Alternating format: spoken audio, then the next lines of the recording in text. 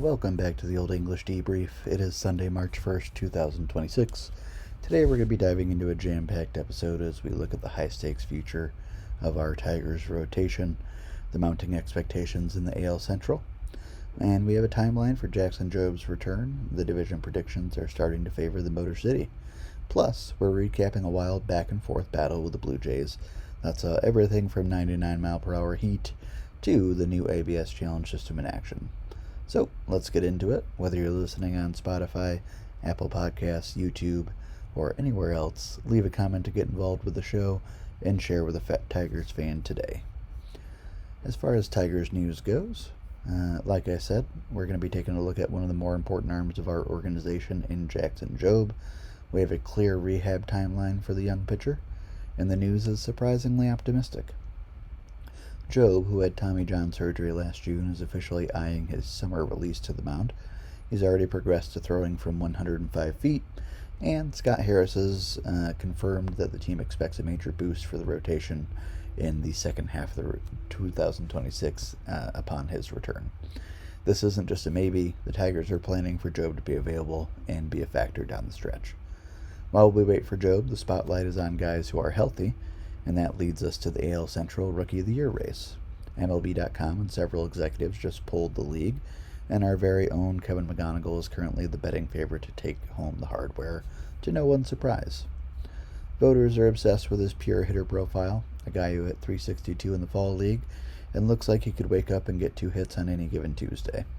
The Tigers are actually projected by Fangraphs to win the division with 87 wins, which is a few more than the Pacoda projections at 84, just edging out Cleveland. If McGonigle plays to his ceiling and Jobe returns in July or August to great effect, that 87 win mark, or the 84 win mark for that matter, could be the floor for this team.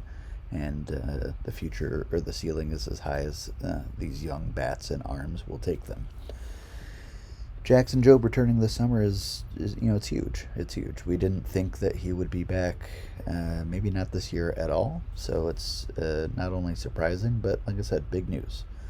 The Tigers should win this division and could hopefully, maybe win it comfortably.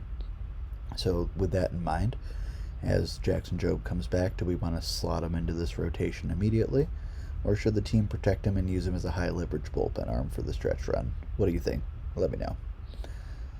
As far as the game goes today, on March 1st, 2026, it was a fascinating afternoon at the ballpark as the Tigers and the Blue Jays battled to a 4-4 tie. Another spring tie for our Tigers, and while the scoreboard didn't give us a winner, the data from the game gave us plenty to chew on. The ace is back, made his second start of the spring. Terry Skubal looked every bit like the Cy Young favorite, racking up 4 strikeouts in 3 innings. This was his last start before joining Team USA in the World Baseball Classic, where he has stated, to some controversy, that he will only be starting 1 game and then get back to the Tigers.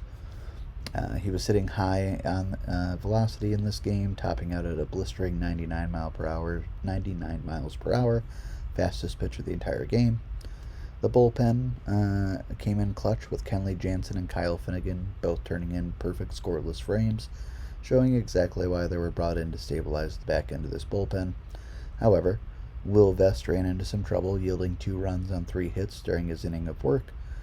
We'll be keeping an eye on him as Will Vest getting back to his old form would be a huge boost for these Tigers. As far as the offense goes, Riley Green and Spencer Torkelson each picked up a hit and an RBI, but the loudest contact of the day came from the young guys. Trey Cruz smoked a double with a 100-mile-per-hour exit velocity. Max Clark added a sharp single of his own. And really, other than that, there's not much to speak of. Ending in a tie is not very satisfying, but it's spring, so we'll do what we got to do. We saw the automated ball strike challenge system get a workout today. There was 8 total challenges, 4 from each side. The Tigers were successful on a couple of key calls, including a crucial strikeout reversal for Emmanuel DeJesus in the 9th, who finished with an incredible 7 strikeouts in just 3 innings of relief. As far as this team goes, the spring has been very up and down, And that is what the spring is for, is to get ready for the regular season, keep pushing, keep challenging, and keep trying to stay healthy and get ready for the regular season. Get arms loose, get bats loose, and build some chemistry amongst the team. So, I'm not going to overreact, like I've said many times. This team is doing exactly what it needs to do to be successful going into the MLB season. As far as the MLB news, moving across the league, the Orioles might have done it again. Prospect Vance Honeycutt, who had a legendary career at UNC but struggled with strikeouts in the minors, has started his spring on absolute fire. He homered in his first 3 spring at-bats, a feat that has Baltimore fans losing their minds. The physical tools have never been the question for Honeycutt. If he's actually fixed the swing and miss in the AL East, got even more terrifying. Speaking of terrifying divisions, the NL East is shaping up to be a 4-team bloodbath. For years, it's been the Braves and Phillies, but with the Mets reloading and the Marlins coming off a surprising season, projections have the top 3 teams separated by just 3 wins. So, we have the Mets, the Phils, the Marlins, and the Braves, and I included Washington in there just to be nice, but I doubt that they will be in the running by the end of the season. So far, the big question mark is Francisco Lindor. He's currently recovering from surgery on a broken hamate bone. Manager Carlos Mendoza is optimistic that Lindor will be ready for opening day, but he's not 100%.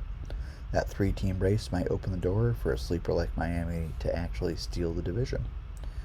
As far as Vance Honeycutt goes, he has 3 straight homers. Is this a spring training fluke, or are the Orioles just a factory for elite hitters? And who are you taking in that NL East mess? The Braves, the Phillies, or the Mets? Or the Marlins? Or if you got any Nationals fans out there, are you feeling optimistic about their chance to win the division as well? That wraps up today's episode. We've got Jobe's return on the horizon, School hitting 99, a division race that's already starting to feel real, and every day we get closer and closer to real regular season baseball. The Tigers question of the day is, will Jackson Jobe play a big role for the Tigers in the second half of the season? And the MLB question of the day is, who wins the NL East? Will it be the closest division race in the MLB this year? Thank you for checking out the Old English Debrief today. Make sure to follow and comment on our YouTube channel, where you can catch the video version of our podcast. And we'll be back tomorrow to keep you updated on everything in the D.